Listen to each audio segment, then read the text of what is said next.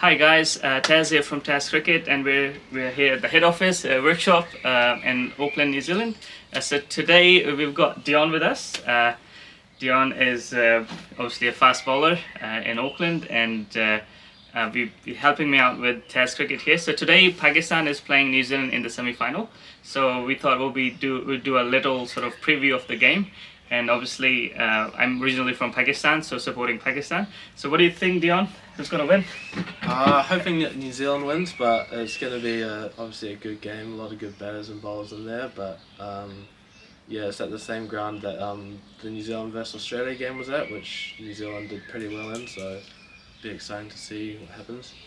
Oh, that's cool. So another thing is the toss. So do you think toss gonna play a big role? Because 5 out of 6 games are won by teams batting first. Yeah, I felt New Zealand done pretty well by batting first in most of the games. They've bowled out the teams at the end with a lot of runs to spare. So yeah, I think if the toss can go the New Zealand's way, it'll result in their Very cool. So just one more thing, obviously, fielding. New Zealand, I think, from Pakistan perspective, I think New Zealand's got 15 runs head start before the game starts, because the fielding and running between the wicket, I think you guys got 15 runs on us when the game starts.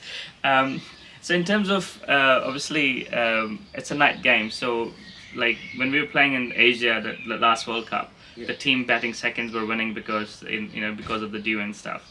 At the moment, like obviously, dew is not a factor. So last game New Zealand batted first and struggled early on against spinners. Do you think Pakistan would have similar strategy against them, like Sri Lanka? I feel like if Pakistan were to bowl first, that New Zealand would struggle a little bit against them with their spinners. Spinners, yeah. Yeah. Well, what do you think? I think I agree that I think it was Glenn Phillips who bailed New Zealand out, because otherwise it never looked like they will get anything above 140, and they end up getting 167. Yeah. So other things, I think in New Zealand favour starts, openers. What do you think of Finalen? I think he's very leg side shot. So if Pakistan can narrow that down to just offside, may struggle against it, but he's batted pretty well for us throughout the other games. So yeah, if they're bowling to a good plan and they're bowling in the right channels, then I think he'll struggle against them. So Pakistan's openers obviously are struggling. On average, Pakistan is scoring 35 runs in the power play. Do you think that would be enough for this game in this ground? Yeah, I think the grounds are pretty batting base wicket, so I think a lot of runs would be scored. So yeah, I think that would be helpful. That's cool. Changes in the team. So what do you think New Zealand? Because Martin Guptill hasn't played. Yeah. What's his name? Bracewell hasn't played. Both have done well against Pakistan in recent times. What do you think? Do you think will Black Caps make any changes? I think they would probably leave it for now, just because it's how far they've gone in the competition with this team. But there is obviously an option to remove maybe Daryl Mitchell for Bracewell, or even for Guptill. But that means moving Guptill up into the opening spots, which Conway and Williamson are kind of similar batsmen. So yeah, it'll be. So would you put Martin Guptill at 3?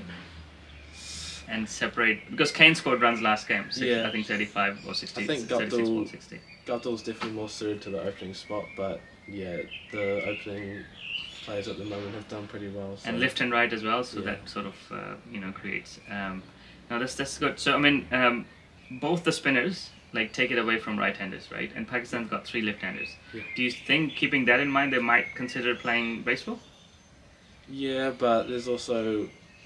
He did do pretty well against them when they're playing here, so there's definitely an option. And Daryl Mitchell hasn't bowled at all, or he hasn't really batted, so there would be no harm in removing him. But yeah, I mean, what do you think?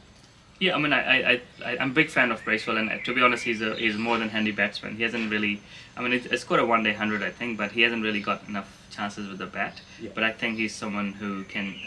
The only issue there is that means Mitchell Satner will bat at 6. And is that too high for him? If Pakistan gets early wicket, what's going to happen? And again, I agree with Daryl Mitchell, because he hasn't bowled. and Nisham has been doing the bowling, like the 6th, 7th bowler thing. Yeah. You probably can replace him with either like Bracewell or Guptill. But as you said, like they haven't changed it all tournament. Would they change it now? Not too sure. Okay, so rest of the bowling remains the same. So what do you think the bigger threat to Pakistan is in terms of New Zealand bowling? I feel like, if Brest were to come on, just having the other option of like spin. So I think Ishodi and Mitch Chandler, they're both. Mitch Chandler's off spin and Shodi's leg spin. So yeah, I'm not too sure about that, but the opening batters of them have struggled a little bit against spin, I think. So yeah, it'll be interesting to see what happens. No, very cool, very cool. Yeah, I think like the biggest threat to Pakistan would be Trent Boult. Yeah. Especially if we end up opening with both right-hand batsmen. Yeah. Because if he sets that channel, I mean, it may or may not work, but if it works well for him, is quite dangerous. Especially, I've noticed that in the second innings, the ball has swung more. The new ball has swung more in the second inning than Sydney. Yeah. So that means, obviously, if Pakistan is opening with both right-handers, and if it is swinging, Trent Boult would probably be the man. Yeah. He's in form at the moment. No, that's good. So boundary sizes are big, obviously. So do you think the spinners will play a huge part?